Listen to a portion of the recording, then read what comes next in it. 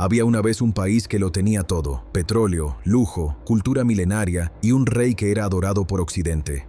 Irán era la joya del Medio Oriente, hasta que una chispa encendió el fuego de una revolución imparable. Hoy, en Histotrama, viajamos a las entrañas de la revolución islámica de Irán para entender cómo el pueblo, el clero y el exilio tumbaron al Shah y cómo nació uno de los regímenes más polémicos del siglo XX. Quédate hasta el final y comprenderás por qué Irán pasó de ser aliado de Occidente a su peor enemigo. La revolución islámica de Irán, como un imperio, cayó y nació una teocracia que desafía al mundo. El siglo XX saludó a Irán con petróleo y con conflictos. Tras años de intervenciones extranjeras, golpes de Estado y presiones de la CIA, Mohammad Reza Pahlavi se consolidó como el Shah de Irán. No era un rey cualquiera, se hacía llamar Shahanshah, el rey de reyes. Prometía modernidad, crecimiento y orgullo nacional, y lo cumplió, al menos en parte.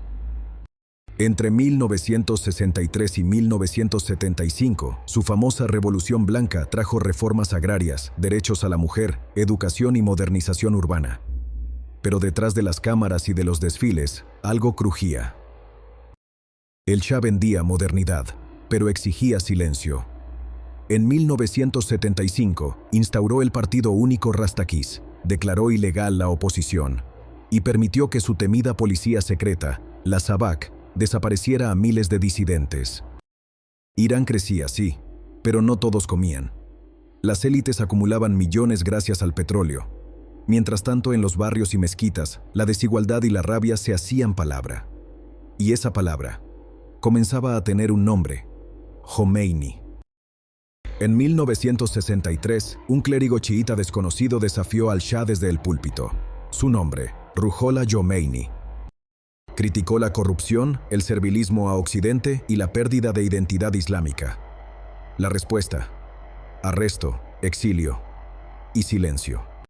Pero lo que el Shah no entendió fue que un clérigo exiliado con grabadora podía ser más peligroso que 1000 soldados. Durante años, desde Irak y luego desde París, Jomeini enviaba cintas grabadas a Irán. Eran sermones revolucionarios, envolventes, carismáticos, que hablaban directamente al corazón del pueblo. El Islam no está en contra del progreso, está en contra de la tiranía, replicaba con fuerza Jomeini. Los estudiantes las copiaban, los clérigos las difundían, el mensaje se multiplicaba. Mientras el Shah ignoraba, el fuego crecía.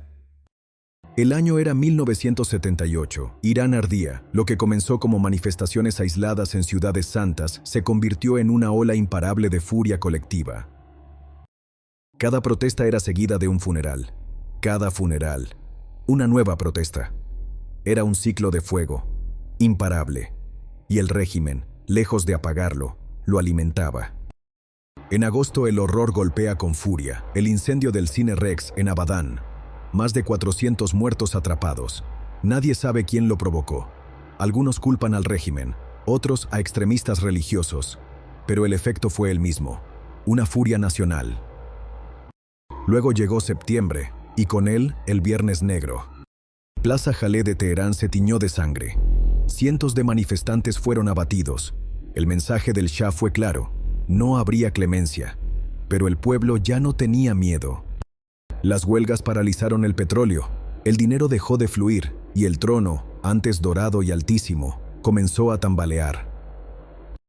A finales de 1978, Irán estaba paralizado. Las huelgas de obreros, petroleros y bazaristas habían detenido la economía del país. El Shah, desesperado, cambia de primer ministro, promete reformas, incluso hace gestos hacia los clérigos, pero era demasiado tarde.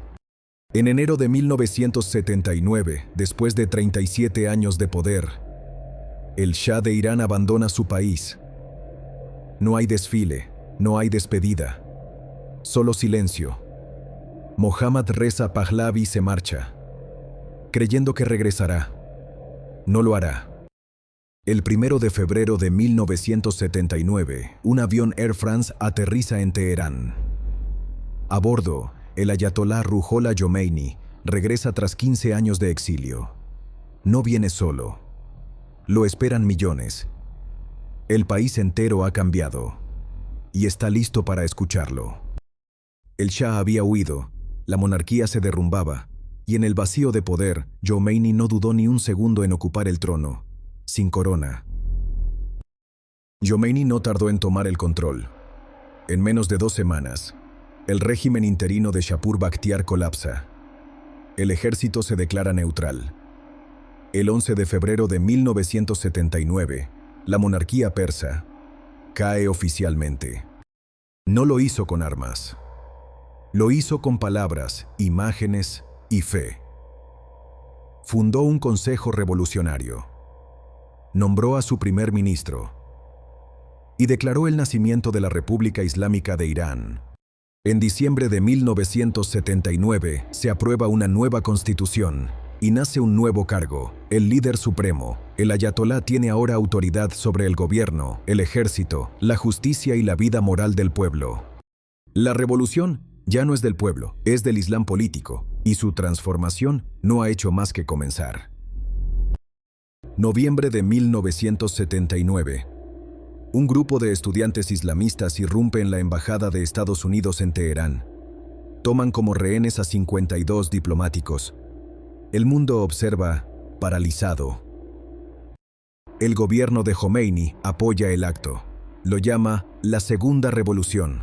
La ruptura con Occidente es total. Se rompen relaciones diplomáticas, se imponen sanciones y comienza una era de aislamiento. Los rehenes no serán liberados sino hasta 444 días después. Pero el mensaje ya estaba claro. Irán ha dejado de ser el socio de las potencias. Ahora es su contrapeso. El recién creado Consejo de Guardianes, integrado por clérigos leales a Khomeini, controlaba las leyes, las elecciones y el destino mismo del país. Se impuso la ley Sharia. El velo volvió a ser obligatorio. Se segregaron universidades. El cine, la música, la literatura fueron censurados. Irán se transformó no solo en sus estructuras, sino en su alma. Las mujeres perdieron libertades conquistadas. Las juventudes fueron adoctrinadas en escuelas religiosas. Las disidencias fueron silenciadas bajo cargos de enemigos de Dios. El nuevo Irán, aún ensangrentado por la purga, fue lanzado de inmediato a otro campo de batalla.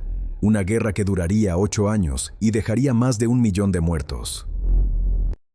En 1980, Saddam Hussein, líder de Irak y enemigo de la revolución islámica, invadió Irán buscando aprovechar su aparente debilidad. Lo que empezó como una ofensiva rápida se convirtió en un pantano brutal, una guerra de trincheras, química y fanatismo.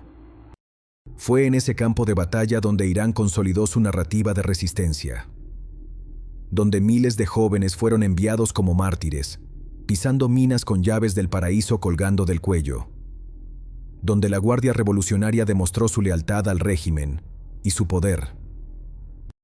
Terminada la guerra, la hostilidad no se detuvo. Vinieron las sanciones, el aislamiento económico, las acusaciones de terrorismo. Pero Irán no se rindió. Creó sus propias redes, sus aliados regionales, su ideología de confrontación. Hoy, más de 40 años después, la revolución islámica no es un eco del pasado. Es una fuerza viva que desafía a Occidente, a Israel y al orden global. Con poder militar, influencia política y la convicción de estar cumpliendo una misión sagrada. Más que una revolución, Irán escribió una advertencia al mundo, a sus enemigos y a su propio pueblo. La fe y el poder pueden unirse y cambiar el curso de la historia. Esto fue Histotrama. Si te impactó esta narración, suscríbete, activa la campanita, dale like, deja tu comentario y comparte. ¿Cuánta libertad se sacrifica cuando una ideología se convierte en gobierno? ¿Y hasta dónde llegará este régimen cuando se sienta acorralado por el mundo?